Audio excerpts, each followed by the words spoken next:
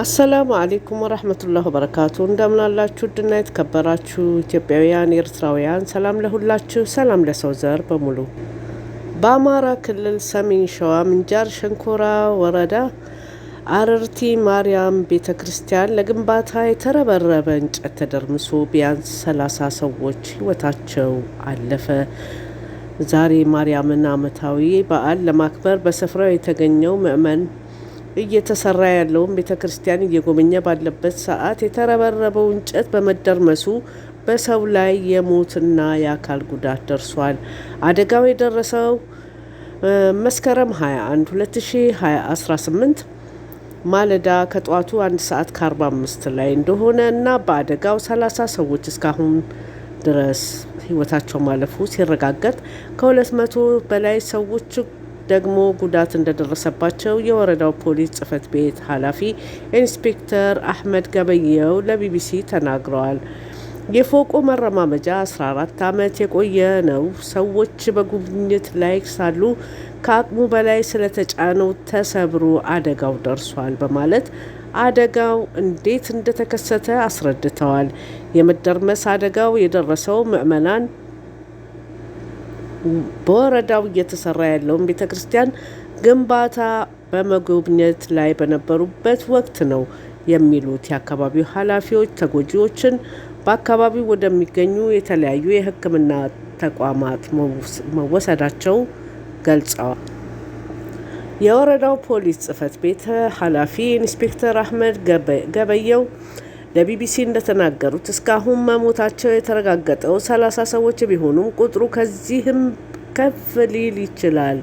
የአረርቲ ከተማ ሰላምና ጸጥታ መምሪያ ኃላፊ አቶ አጥናፉ አባተ ረፋድ ላይ ለብሔራዊ ቴሌቪዥን ጣቢያ በሰጡት ማብራሪያ ከርብራቡ ስር ያልወጡ ዜጎች እንደሚገኙና እነርሱን የማውጣት ስራ እየተሰራ እንደሆነ ተናግረዋል። የወረዳው ፖሊስ ጽሕፈት ቤት ኃላፊ ኢንስፔክተር አህመድ ገበየው ዛሬ ከሰዓት ለቢቢሲ እንደገለጹት ከሰዓታት በኋላ ሰዎቹን ከርብራቡ ስር ለማውጣት ተችሏል። ቢያንስ ለ3 ሰዓት ያህል ሰዎቹን የማውጣት ስራ ሰርተናል።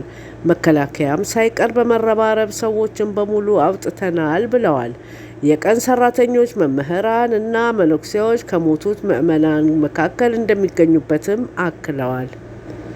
የአረርቲ ሆስፒታል ኃላፊ ተወካይ አቶ ስዩም አልታዬ ከጠዋቱ 2 ሰዓት ከ30 ጀምሮ ወደ አረርቲ ሆስፒታል የመጡ ተጎጂዎችን ሕክምና እየሰጡ መሆናቸውን ገልጸዋል።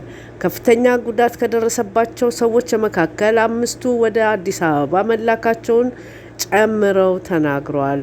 የአረርቲ ከተማ ሰላምና ጸጥታ መምሪያ ኃላፊ አቶ አጥናፉ አባተ 55 ሰዎች ከመካከለኛ እስከ ከፍተኛ ጉዳት እንደደረሰባቸው ለብሔራዊ ቴሌቪዥን ጣቢያ ገልጸዋል። የደረሰውን አደጋ ተከትሎ መንግስት ባወጣው የሀዘን መግለጫ ሕይወታቸውን ያጡ ከባድና ቀላል የአካል ጉዳት የደረሰባቸው በርካታ ሰዎች መኖራቸውን በመሰማቱ መንግስት የተሰማውን ሀዘን ይገልጻል። ለተጎጂ ቤተሰቦች መጽናናትን፣ በሕክምና ላይ ለሚገኙት በፍጥነት ማገገምን እንመኛለን ብሏል። የወረዳው ፖሊስ ጽሕፈት ቤት ኃላፊ ኢንስፔክተር አህመድ የሞቱት ሰዎች ከ25 ዓመት እስከ 80 ዓመት እንደሚደርሱ አክለውም ገልጸዋል።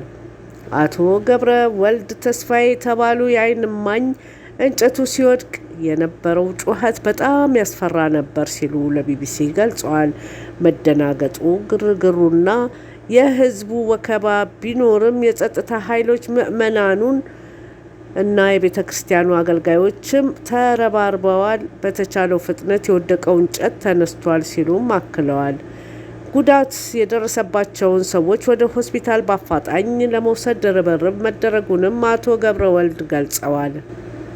የህዝቡ ውይይት ይደረጋል ስለተባለና ባዛርም ስለሚካሄድ ህዝቡ በብዛት ታላቁ ንግስ ላይ ሄዶ ነበር ያሉት የዓይን እማኝ በእንጨት የተሰራው መወጣጫ ላይ የነበሩ የግንባታው ጎብኚዎች ቁጥር ከፍተኛ መሆኑ ለአደጋው መንስኤ መሆኑን አስረድተዋል። እስካሁን የሞቱ ሰዎች ቁጥር ወደ 36 መድረሱን መሰማታቸውንም አክለዋል። ከፍተኛ ጉዳት የደረሰባቸው ሰዎች ወደ 55 ገደማ መድረሳቸውንም ገልጸዋል። የተደረመሰው እንጨት በአካባቢው ማህበረሰብ ርብርብ ከተነሳ በኋላ ስርዓተ ቅዳሴ እንደተከናወነ እና ነገ የሞቱት ሰዎች ስርዓተ ቀብር እንደሚፈጸምም አቶ ገብረ ወልድ ለቢቢሲ ገልጸዋል።